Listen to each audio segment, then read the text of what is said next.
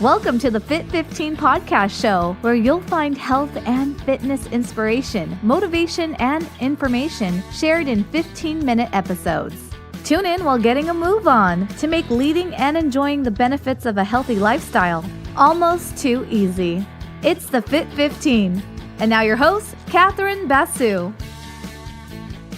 Welcome to the Fit 15 podcast show. I am your host, Catherine Basu, and I'm so excited to have you joining me for today's episode of the Fit 15, which is one in a mini series I've created for you in honor of the 1-year anniversary of my book being published as a hardback. So if you're new to the series and new to the show, the book I published last year is called Superwomen Secrets Revealed. Successful women talk about fitting in fitness and dare you to join them. And in it, I had successful women who were not in the fitness industry share how and why they make moving more part of their busy days, and also had them share a fun fitness challenge in the form of a dare with you. And that's what I'm bringing to the podcast to help you enjoy some of the benefits and inspiration that was shared in the book here on the podcast show. So I hope you are excited for today's episode and that you'll continue to tune in for added inspiration. My guest today is Paige Arnof-Fenn. Paige is the founder and CEO of the global marketing and branding firm Mavens and Moguls that's based in Cambridge, Massachusetts. Paige's clients include Microsoft, Virgin, venture-backed startups, as well as nonprofit organizations. She graduated from Stanford University and Harvard Business School. Paige is a popular speaker and columnist who has written for Entrepreneur and Forbes. Welcome to the podcast show, Paige. I'm so excited and honored to have you as our guest today. Thanks so much, Catherine, for having me. So excited to share your insights. For those who are listening and don't know, you actually in the book, we shared some of your insights there, so people can definitely go and check out your interview there and your insights there, but wanted to bring you on the podcast for those of the listeners who are more listeners, and this will inspire them just hearing your voice and being able to do that maybe while they're multitasking. That's great. You can bring the book to life. See? So appreciate you being here. Wanted to have you start off by sharing just kind of what a day in the life of Paige looks like, what your routine is, and how you fit fitness into your schedule. So as a self-employed entrepreneur who works out of the third floor of my house, I have a very easy commute in the morning. So I have no excuse about traffic or anything like that. So, I really try and incorporate fitness and exercise and movement into my day every day, 7 days a week. It's very much part of my routine. And I try and mix it up to kind of keep it fun and interesting and exciting for me. Mm-hmm. So 3 mornings a week, I start with either Pilates or gyrotonics first thing in the morning. One of those days, I also do water aerobics at night at my gym. They have a nice pool. I do Tai Chi 4 times a week. I love Tai Chi and Qigong. It's a moving meditation. It's very relaxing and a way to kind of decompress and get rid of some of the stress in your life. I think a lot of busy working women in particular, just your wheels are always turning. It's hard to turn off the chatter in your head. Right. And I find Tai Chi a really wonderful routine that even if you can do it for 10 or 15 minutes, it can make a huge difference. You breathe, you sleep better. Also Reiki, I get massages, I do acupuncture. So I'm really into body work, kind of health and wellness. I find that just trying to de-stress and stay really balanced and calm just helps me in every part of my life. So, walking, as a kid, we may be getting into this later, but, growing up, I was really athletic. I was a runner in high school. I ran track and cross country. I was an all-state soccer player. I was played tennis, played golf. I was very active athletically as a kid and in my 20s. But as an entrepreneur, you're kind of on 24/7. Right. And it's hard to keep up team sports because then you're depending on a lot of other people with busy schedules. Mm-hmm. So for me, I find that if I can incorporate 1 to 2 hours a day, and like I said, it could be an hour in the morning and an hour in the evening, or just even like a 20-minute break in the middle of the day Right. to do something to kind of hit the pause button. It's really a great way to kind of keep your life in check. Yeah, no, I love that. And I definitely agree. And I like how you share it doesn't always have to be the hour. Just getting away from your desk can be a really big help, even if it's for that 20 minutes like you shared. So And, when you're working, and I talked about this in the book too, sometimes if there's someone that you are meeting with, it's nice to have a walking meeting, or instead of sitting at a coffee shop and, eating and drinking, you can mhm. move. I have a client that is a golfer, and living in Boston in the winter, you can't really golf because there's a lot of snow and ice. Right? There's an indoor driving range, and when he needs to do a lot of kind of out of the box thinking and kind of be creative, it's not like we're going over PowerPoint or something. Mm, We've gone to the driving range and just hit balls and talked about things that are really out there, pie in the sky, like let's really shake it up and be super creative. And sometimes just getting out of the four walls of your conference room or your office, or out from behind your desk and computer, just let your mind wander. And mhm. I don't know, I feel like we're very fortunate with all the technology that we use today, that your work day can be more flexible, and Right. you have a lot more autonomy and flexibility to be able to shake things up. And we have great public transportation here in Boston, so you can take the subway Mm. instead of driving. And I live about a 10-minute walk from two different subway stations, so even getting outside for a 10-minute walk on a pretty day can just brighten your mood. You get a little vitamin D from the sun. It's good. And if you have to drive somewhere, park as far away as you can from the front door. If you're joining us for a walk right now and you only have 15 minutes, that is your cue to turn around. Don't circle trying to park right there. Give yourself a little extra room to maneuver and just stretch your legs, take the stairs instead of the elevator or escalator. There's so many ways to incorporate exercise that are not standing on a treadmill and sweating for an hour. Right, right. Making it more of your lifestyle versus, Exactly. So yep. I'm a big fan of that. I feel like you just incorporate movement into your day. And the mantra for me personally is about balance and flow. I want my day to not get too crazy, and because I just feel like when you lose control of your calendar and things are getting super chaotic, it just throws everything out of whack. And if you sometimes, like I said, just hit the pause button for 15 or 20 minutes and do a few breathing exercises or qigong or tai chi moves, it just calms the whole system down, and you think more clearly. You feel so much better. It's almost like getting a second wind or taking a power nap or something. Mm, mm. Yeah, for sure. Paige, I love how you've really made fitness a part of your routine and schedule as the CEO and founder of your own company. And wanted to maybe have you talk a little bit more about your conscious choice to do that, because I know there are many entrepreneurs and small business owners listening who haven't done that yet and maybe feel like they can't, or it's going to take away from the time they have to serve clients. I'd love for you to share a little bit more about that and your choices around that, and maybe that can help inspire someone listening to start adding fitness into their routines as well. I started my company 16 years ago. And, as an entrepreneur, you have all the control. You're in charge. You Mm, set your schedule, you control your calendar.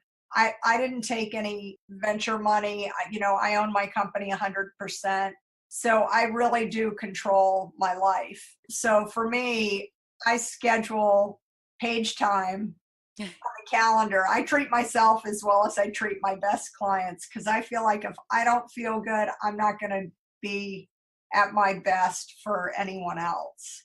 Oh, So absolutely. I, Yeah. I really make it a priority. And now that I'm in my 50s, you really do have, now you're at the age where people who are not taking good care of themselves, it really starts to show. People start having chronic health issues, heart disease, diabetes, obesity. So you really have to figure out a system at some point, sooner versus later. And I'm very fortunate as an entrepreneur and business owner, I can incorporate it into my schedule. But if you looked at my calendar every day, you would see literally, just like I block time for my clients, I block time for my own health and wellness. Mm. No, that's important. I think, like one question I often ask people is how do you get it into your routine? But that's what you shared, right? Basically just making it part of your schedule as important as a client meeting. Yeah, no, I mean, I feel like if it's on my calendar, I do it. I'm very driven by, we all have our own like neurotic behaviors. But once I write it down, like once it's in there, I respect the calendar. So, Mm-hmm. all I need to do is get it in the schedule. Once it's in there, I'm good. Yeah, no, that's awesome. Now, for something fun, Paige, we did this in the book, but I don't know if you have a new fitness challenge for people. We've been sharing a fitness day or something for people to try so they can try to enjoy some of these many benefits that you and I already know about by getting moving each day. What would you dare or challenge our listeners to try to do? So my dare in the book was just to start small, just do something, one thing, and add that to your mix. As we were talking before, take the stairs, park far away, just do one little thing and do that for a week or 10 days. And then when that becomes part of your routine, add a new little thing. After a few weeks, you may notice you've dropped a few pounds, you have more energy, you just feel better, your clothes don't feel so tight. If you start making those small incremental changes, a month goes by and all of a sudden you're like, wow, that really wasn't that hard. So that was my challenge in the book. I think my challenge for 2018, for the new year, would be to just cut yourself a little extra slack. I think that people hold themselves to higher standards than they hold other people. And I think you should hold a mirror up and be as nice to yourself as you are to other people. I have colleagues and personal friends who feel like they beat themselves up because they haven't lost that last 5 to 10 pounds. Every year it's their New Year resolution, and every year they don't do it, and they get so depressed and they don't want to do things because they feel like I let myself down. I guess I would say, let it go. Don't stress out so much about it. Again, just add things that are fun and incorporate it into your life. Make it easy. Don't overstress it. Don't overthink it. And, you may just lose that weight this year, but if you don't, it's okay. Like, it's not the end of the world. Like, focus on stuff that really matters and don't beat yourself up on the little things that, if you're not going out to see people because you think, oh, I should lose those last few pounds, like, don't not go out with your friends for dinner. Just order something a little healthier and maybe stick to one glass of wine and don't have a cocktail and a nightcap. I mean, Sure. you can make trade-offs there too and still have a more holistic, life of, all work and no play is not a good strategy. Yeah, no, I love that. And we were chatting before. I think I find often with my own clients that strategy can work really well and be surprisingly effective in actually reaching your goal when you're not just so focused and stressed out, because stress actually can impact your ability to be successful in reaching a fitness or just general health goal, right? Absolutely. So just let it go, enjoy your life, have the glass of wine, see your friends, take a walk when you can, drink some water, do some Tai Chi, it's going to be okay. I love that. So you have shared a lot of inspiration as we've been chatting, but I don't know if you want to close out with any added inspiration, even if it's not related to fitness. I said it in the book and I'll say it again. Where there's a will, there's a way. I mean, all you have to do, I'm a big mind-body connection person. And I think if you can think it, you can do it. And again, for me, writing stuff down, making a list, putting it on your calendar, it adds a level of accountability. What works for me might not work for you, but find what works for you. And it could be a yellow sticky on your computer screen, right, on the office wall. It could be an alarm clock that goes off. It could be a phone call. Whatever it is for you. Again, you don't have to, have climb Mount Everest as your first sticky. Start small. Like, just find something. And, again, if you don't work for yourself, you might not be able to do something for an hour to two every day. I get that. I didn't used to be able to do that. Just start with something, start small. And, you don't have to do it 7 days a week. Do it 2 days a week and then 3 days a week. Do what works for you. Make it easy and fun, and then you won't dread it. My husband and I, on Monday nights, we go to the gym at 5:00. We each work out, and then we go have dinner at 7:45. That is our absolute Monday routine. We call it date night. And it's really fun. And I didn't used to look forward to Mondays. That was not my favorite day of the week. But once we started doing this a few years ago, it really, I knew I would turn off my computer at 5:00. I wouldn't be on the computer all night. And it's really fun, and now to me, Mondays are date nights. I don't think of it as exercise night. It's just right. like fun night with my husband, but we both feel great. It's a really fun joint activity. Yeah, no, I love that. See, I might have to steal this Monday idea. And I think it's a great thing. You should totally steal it. Awesome. Well, thank you so much, Paige. And wanted to have you share as well where people can connect and find you and get some insights just from beyond the fitness world, what you're up to. So website, my company is named mavensandmoguls.com. And so you can go to mavensandmoguls.com. And I've got lots of information about articles about marketing and branding. And anything you want to know about me, you can pretty much find it. This has been super fun. It's really fun to kind of get to talk about all these things because, like I said, it's a priority for me. Being healthy, I think, is like the most important thing in the world. You can be really successful in fame and fortune, but if you don't have good health, you really are not in a good place. So your physical and mental health is like the most important thing in the world. So it should be a priority. I hope people pay attention and figure out what works for them. Love it. Well, it's been a real honor having you chat with us today, Paige, and excited to check out more about you and hopefully hear some good feedback from those who have tuned in today. Well, thanks, Catherine. This has been a lot of fun. Congrats on the book. Thank you. Thanks for listening to the Fit 15. For show notes and more, visit fitarmadillo.com/podcast. See you next time.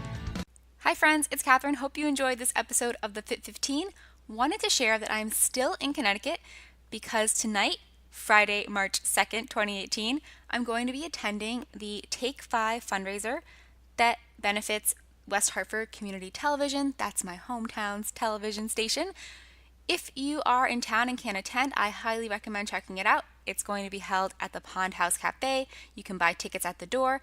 And there's some pretty cool auction items that are going to be auctioned off, including private fitness sessions with Fit Armadillo. So our sessions are done over live two-way video chat, so you can enjoy them even if you don't live in Connecticut.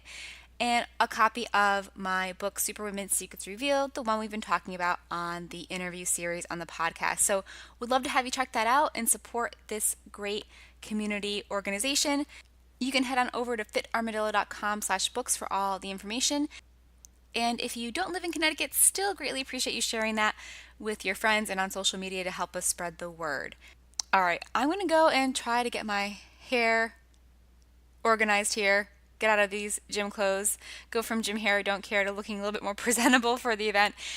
You can let me know how I did when you come out and join us this evening.